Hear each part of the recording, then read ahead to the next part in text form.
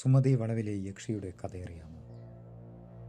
തിരുവനന്തപുരം ജില്ലയിലെ പാലോടിനടുത്തുള്ള ഒരു വനപ്രദേശത്താണ് പ്രശസ്തമായ സുമതി വളവ്. സാമ്പത്തികമായി പിന്നോക്കാവസ്ഥയിലായിരുന്ന സുമതി എന്ന സുന്ദരിയായ ഒരു പെൺകുട്ടി ഉണ്ടായിരുന്നു.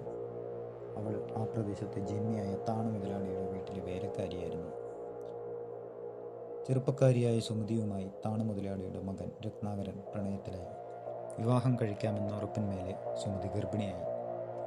എന്നാൽ ഗർഭിണിയായതോടെ രത്നാകരൻ്റെ മട്ടുമാറി.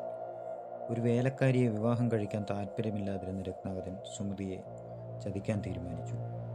അങ്ങനെ 1953 ജനുവരി 27 രാത്രി രത്നാകരൻ സുമതിയെ പാങ്ങോട് ക്ഷേത്രത്തിൽ ഉത്സവം കാണിക്കാമെന്ന് പറഞ്ഞ് കാറിൽ കൂട്ടിക്കൊണ്ടുപോയി. കൂടെ സുഹൃത്തായ രവീന്ദ്രനും ഉണ്ടായിരുന്നു. എളുപ്പ വഴിയാണെന്ന് പറഞ്ഞ് കാടിനകത്തേക്ക് രത്നാകരൻ വണ്ടി കയറ്റിയപ്പോഴാണ് സുമതിക്ക് ചതി മനസ്സിലായത്. നിലവിളിച്ചുകൊണ്ട് സുമതി കാറിൽ നിന്ന് ഇറങ്ങിയോടി.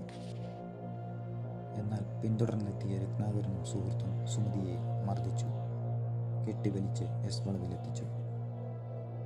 ഒരു വിധത്തിലും ഇനി ശല്യം ചെയ്യില്ലെന്ന് അവൾ കാലുപിടിച്ച് പറഞ്ഞെങ്കിലും കഴുത്തിൽ കത്തി കുത്തിയിറക്കിക്കൊണ്ട് ക്രൂരമായവർ അവളെ കൊന്നുകളഞ്ഞു. പിന്നീട് 6 മാസങ്ങൾക്ക് ശേഷം രത്നാകരനും സുഹൃത്തും പോലീസ് പിടിയിലായി. 15 വർഷങ്ങൾക്ക് ശേഷം അവർ ജയിൽ മോചിതരായെങ്കിലും പിന്നീട് വലിയ താമസമില്ലാതെ അവർ മരിക്കുകയും ചെയ്തു. എന്നാൽ തൻ്റെ സ്വപ്നങ്ങൾ പൂർത്തിയാക്കാതെ മരിച്ച സുമതിയുടെ ആത്മാവ് എസ് വളവിൽ അലഞ്ഞു നടക്കാൻ തുടങ്ങി.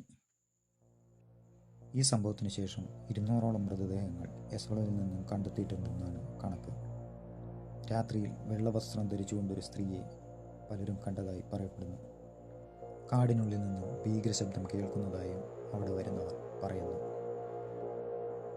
എന്തുതന്നെയായാലും സ്വപ്നങ്ങൾ പൂർത്തിയാക്കാതെ മരിച്ച സുമതി ഇന്നും പലരുടെയും മനസ്സിൽ പേടി സ്വപ്നമായി തുടരുന്നു.